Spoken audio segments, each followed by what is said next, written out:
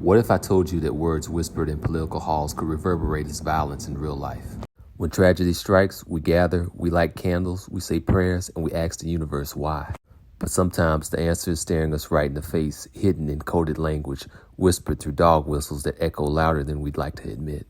When public figures trivialize social justice, deriding it as wokeness, they may think that they're playing political games, but the consequences are far from fictional. Angela Michelle Carr, A.J. Laguerre, and Gerald Gallion. 3 names, 3 lives lost in Jacksonville, Florida, victims of a hatred fueled by white supremacist ideology. That hatred didn't materialize out of thin air. It was sown, nurtured, and validated by rhetoric that seeped from our screens into the minds of individuals like this one. These racial dog whistles may be wrapped in political cloth, but they're soaked in a history of violence and discrimination. They embolden the vulnerable, the impressionable, and the lost to take actions that they believe are validated by society.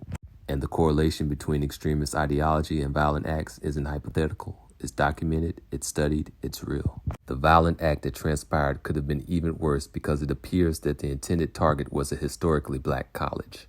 As State Representative Angie Nixon reminds us, this violence is perpetrated by rhetoric that attacks black people, that devalues lives under the guise of opposing wokeness. In reality, it does nothing but fan the flames of an already raging fire. So the next time we gather to light candles, let's also illuminate the dark corners of our discourse. Let's silence the dog whistles that divide us before they escalate into full-blown alarms. Because if Jacksonville has taught us anything, it's that words are never just words.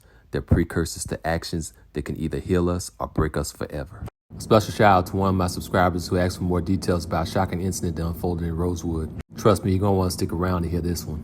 Let's dive in. Meet Dr. Marvin Dunn, a lone black landowner in Rosewood, Florida, a community rich in beauty but shadowed by a history of racial violence. He bought land untouched since the 1923 Rosewood massacre, aiming to create a space for dialogue and remembrance. But as he recently discovered, the ghosts of Rosewood's past are not so easily laid to rest. In September of last year, Dr. Dunn was meeting with contractors about an upcoming event. As he was leaving, a neighbor confronted him, a neighbor who had never spoken to him since he purchased the land in 2008. A simple question about parking quickly escalated into an outright hate crime. The neighbor used racial slurs and even tried to run Dr. Dunn and his group over with a truck. Dr. Dunn called the police, and after several days, the man was finally arrested. Dr. Dunn also had to call the FBI and report it as a hate crime. And that case has recently been resolved in Gainesville, Florida. Oddly enough, there are no black Americans on the jury, but they still found the man guilty of 6 counts of hate crimes. This still begs the question, how many other Dr. Dunns are still out there facing this type of bigotry? Dr. Dunn's story is significant not just because it's a horrific incident that he survived, but because it forces us to confront the realities of our present through the lens of our past. Rosewood, once a thriving black community, was reduced to ashes and silenced in 1923. Today it serves as a glaring reminder that while we've come a long way, the road ahead is still fraught with dangers. To my subscriber who wants to know what happened, I hope this story serves as not just an answer, but as a catalyst for all of us to examine the places we call home, the neighbors we don't know, and the history we can't afford to forget.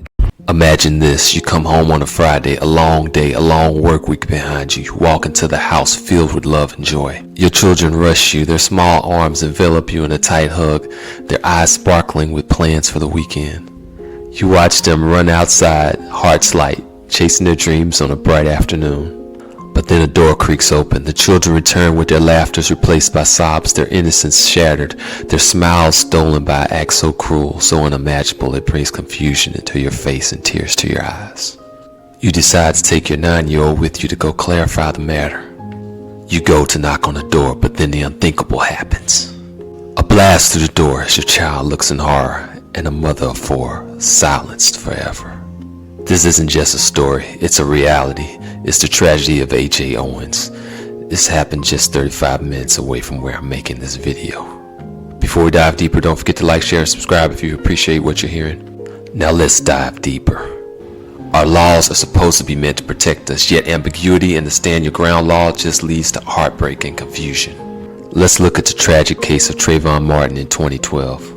Chased and deleted by George Zimmerman, who successfully used stand your ground as a defense despite initiating the confrontation. This isn't about self-defense. It's about how the law can be twisted by those intending harm, not just those defending themselves. How is this enhancing public safety? It isn't. It threatens it. In A.J. Owens' case, law enforcement was initially paralyzed, unable to arrest the perpetrator due to the stand your ground law. Our protectors, confused by a law so vague it shouldn't even exist. Why do we keep finding ourselves begging for justice over and over again? This is for AJ and for every person that's fallen victim to the ambiguity of the Stand Your Ground law. Let's ensure that our voice isn't lost. Let's stand together and let's demand change or even abolish the Stand Your Ground law.